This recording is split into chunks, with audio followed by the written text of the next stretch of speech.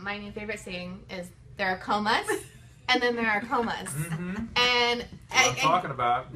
Isn't there that chance, talking specifically with the girl who had the baby in a coma, she was breathing on her own. Yes, and we don't know what I haven't heard yet what the injuries were. You can sort of tell what the probabilities are. I'm sure they didn't say 10% chance of survival. They said 10% chance of recovery. Got it. Which means meaningful recovery. And meaningful recovery, I mean, what you're going to have with her, you tell me if you think I'm wrong. Ultimately, she's just going to be like somebody that can maybe reach out to the computer and type with one finger, maybe drink a glass of water. She was squeezing.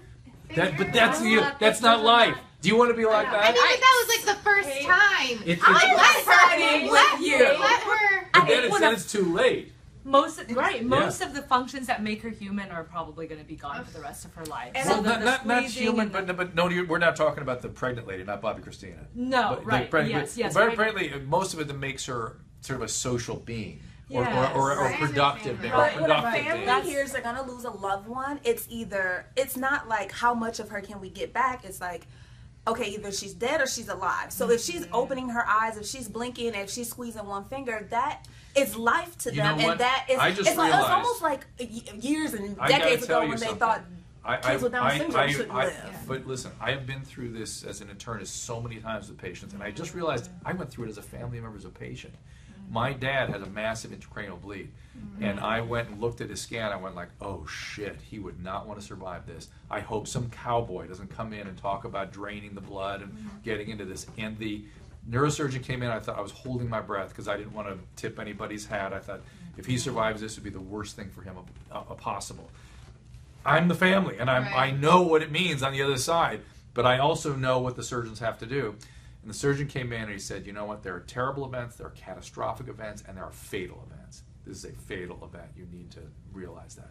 And I was relieved. I thought, oh, horrible. But don't you think you have that awareness because of your background? Yes, my experience. But that's please take advantage of my experience. I see this every day in the hospital, and it's real heart-wrenching because families see, the opening of the eyes or the squeezing of the fingers. And not to take away anyone's hope, but sometimes those are just reflexes. And they're not purposeful, but it gives them hope. And I can imagine being in that position and being hopeful that my loved one's going to pull through this. Now, I will say she has age on her side and otherwise healthy, but again, her injuries are probably, very serious. It's a traumatic brain injury. They're saying 10% chance. Absolutely. That's really so bad. She's, really bad. And I think when it comes to everybody's own family and loved ones, it's hard. I mean, you have the medical knowledge, you have your doctors and nurses telling you, but your heart is just not ready to accept that that's... And we want to give people time for that, and we are happy to do that, but 75, 80, 90 days, we're like, come on now. It's time. But with that lovely note, everyone enjoy their dinner. Everyone have a time tonight. It's just terribly terrible. It's a terrible down of these stories. Yeah, sorry. What question are you going to ask, Kate? Go ahead, Kate. Let's turn it around somehow. Yeah, I don't know. It is day 73 for Bobby Christina. Obviously, we'll keep the coverage going, but you guys I know what. Is Bobby getting more realistic? Do you think what we saw was Bobby getting more realistic? I actually do. I'm actually I heard hopeful. you say that. Yeah. Yes, because when you have families at the bedside, they're so sad, but then you hear something, and I think that's what we heard from Bobby. Good. I hope so. That he's turning it around. He's starting to perhaps come to terms with this. No parent wants to outlive their child, and it's with a heavy heart that someone has to let their family member go. But I really believe that Bobby is starting to come to terms with this. I'm hopeful. Let us know what you guys think. We'll see you later.